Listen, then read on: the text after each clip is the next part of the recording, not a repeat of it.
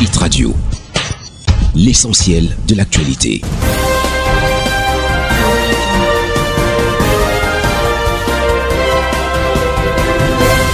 Juste là, Kugo. Le bulletin d'information sur ITFM 103. Bienvenue à tous. 229 millions de francs CFA pour la région du littoral. C'est la plus grosse levée de fonds enregistrée depuis le lancement par le président de la République du plan d'assistance humanitaire d'urgence en faveur des victimes de la crise sécuritaire dans les régions du nord-ouest et du sud-ouest.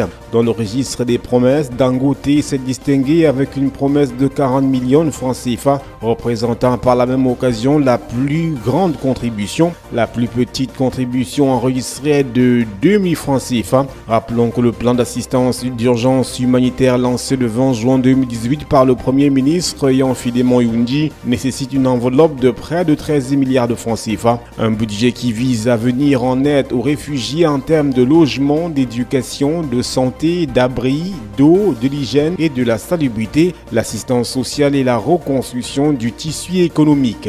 Les États de la CEMAC ont levé 1216,6 milliards de francs CFA sur le marché des titres de la BEAC. Le marché des titres publics de la Banque des États de l'Afrique centrale, lancé en fin d'année 2011, est devenu une destination privilégiée par les 6 pays de la CEMAC, à savoir le Cameroun, le Congo, le Gabon, la Guinée équatoriale, la République centrafricaine et le Tchad, dans leur quête de financement visant à résorber la réduction des recettes publiques. Situation elle-même consécutive à la conjoncture économique morose qui prévaut dans cet espace communautaire depuis 2016. Le CRTC de la BEAC souligne cependant que dans le cadre de ces opérations de levée de fonds, les 6 États de la CEMAC privilégient les émissions de titres à courte durée de maturité, soit moins d'un an, et que les taux d'intérêt exigés par les investisseurs sont de plus en plus élevés. Enseignement supérieur du RIFIFI à l'université de Ngaoundéré, c'est que le contrôleur financier a suspendu le paiement des primes des enseignants. Il menace donc de déserter les amphis.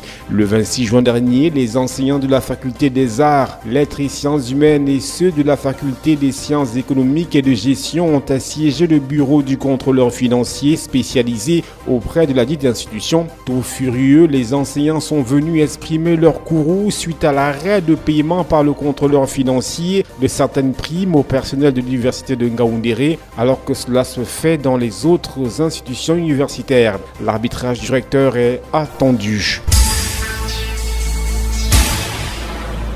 Le bulletin d'information se poursuit sur ITFM 103. Pas de désertion au sein de l'armée. Selon le porte-parole de l'armée camerounaise, le général Aga Robinson donc n'aurait jamais quitté le Cameroun, contrairement aux rumeurs qui le disent en cavale. Le général serait bien à son poste à la 5e région militaire interarmée, remis à 5 à Bamenda dans le nord-ouest. C'est ce que souligne le porte-parole de l'armée, le colonel Didier Badjek, en réaction aux rumeurs qui veulent que le général et son épouse se soient exilés aux États-Unis à cause de la crise anglophone. Selon ces rumeurs, le général Aga Robinson donc aurait marqué sa désapprobation au sujet du prolongement des conflits dans les régions du nord-ouest et du sud-ouest, ainsi que contre certaines exactions attribuées aux forces de défense et de sécurité sur le théâtre des opérations. Toute chose qui aurait favorisé sa fuite vers les États-Unis d'Amérique un an après sa nomination au rang de général. Que non, selon l'armée camerounaise. Cannes 2019, ça chauffe dans les chantiers. C'est que les employés en grève à Garoua ont érigé à l'entrée des sites en construction des pancartes pour dénoncer le mauvais traitement de l'entreprise Prime Potomac. Les employés réclameraient à l'entreprise que dirige le Camerounais Ben Modo 7 mois de salaire impayé. Une situation qui vient raviver le doute dans les consciences concernant le respect des délais de livraison des différentes infrastructures de la Cannes 2019. Rappelons que Prime Potomac avait promis la construction de 4 terrains d'entraînement, dont ceux du complexe sportif de Coton Sport, de Pumpumré, de Raéré et du Sénagès, la réhabilitation de l'hôtel Benoué et la construction d'un hôtel 4 étoiles qui comptera à terme 103 chambres, dont 70 chambres single, 17 chambres doubles, 8 chambres pour personnes handicapées et 8 suites. Les 6 infrastructures devraient être livrées fin octobre 2018. S'en est suivi une vive polémique autour de la capacité du groupe à livrer les chantiers dans les délais. Avec 3000 employés affectés au chantier, Prime Potomac aurait promis de livrer les stades d'entraînement de Garouan en mai 2018, soit 5 mois avant les délais contractuels, et les hôtels en septembre 2018, soit 2 mois avant les délais contractuels.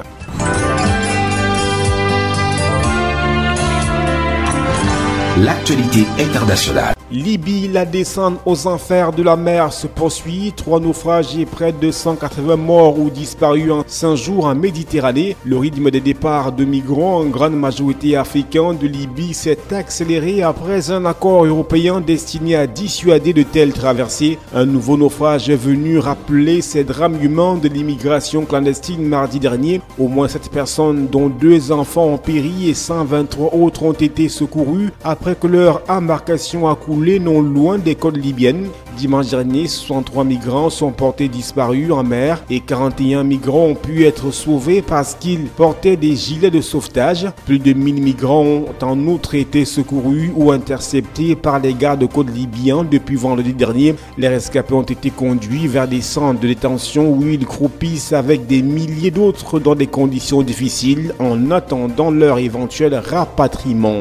Le président américain met la pression sur ses alliés. Une semaine avant le sommet de l'OTAN, Donald Trump a écrit à certains responsables européens pour les mettre en garde. Il insiste pour que tous atteignent l'objectif de 2% du PNB consacré à la défense. Le président américain se montre particulièrement offensif. Plus concrètement, selon le New York Times, l'administration envisagerait de retirer une grande partie des 35 000 soldats américains stationnés en Allemagne. Les foudres de Donald Trump ne se sont pas seulement abattues sur Angela Merkel, il aurait adressé des courriers dans la même veine à une douzaine de dirigeants de pays membres de l'OTAN. Le sommet de la semaine prochaine risque d'être animé et les alliés des États-Unis commencent à exprimer leurs inquiétudes, d'autant que Donald Trump planifie une rencontre avec Vladimir Poutine, le principal adversaire de l'Alliance, juste après le sommet de l'OTAN. Et puis nucléaire iranien, après 2 jours en Suisse, le président iranien Hassan Rouhani fait étape en Autriche,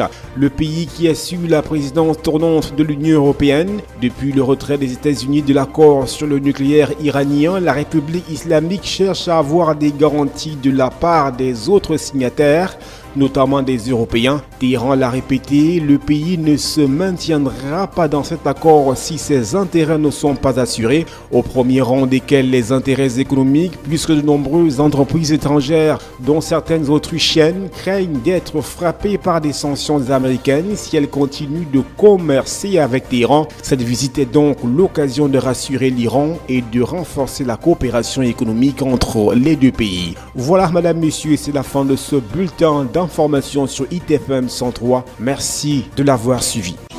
Hit Radio.